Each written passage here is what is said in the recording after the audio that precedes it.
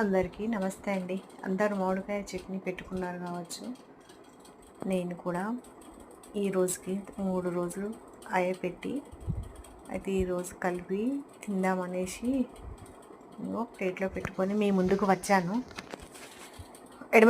ఎడమ చేతిని తింటుంది ఏంటి ఈ అక్క అనుకుంటున్నారా? కాదండి, ఫ్రంట్ కెమెరా పెట్టేసరికి ఉన్నది లేనట్టుగా, లేనిది ఉన్నట్టుగా, ఉల్టా పల్టాగా కనిపిస్తుంది.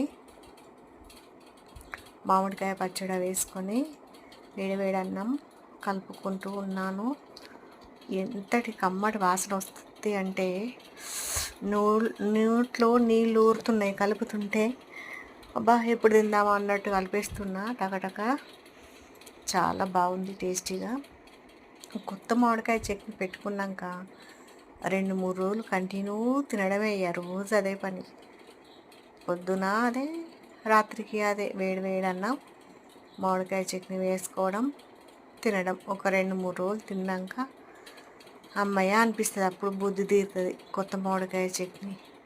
అమ్మను మర్చిపోవద్దు, ఆవకాయను మర్చిపోవద్దు అన్నట్టుగా ఈ ఆవకాయ కంపల్సరీ రోజుకు ఒకసారన్నా ఒక్క వక్క పెట్టుకొని పెరుగుల కన్నా తినాలనిపిస్తుంది. ఆవకాయ లేని ఇల్లు అసలు ఎక్కడ ఉండదు.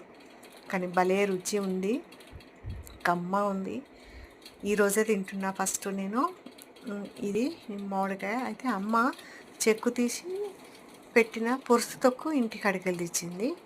ఈ వక్క తొక్కు ఇక్కడ మొన్న వచ్చింది కదా, పెట్టేసింది. ఈ రోజుకి 3వ రోజు కలిపేసి టేస్ట్, ఉప్పు కారం సరిపడాయా లేవా అని చూద్దామనేసి చూస్తుంటే భలే కమ్మగా ఉంది.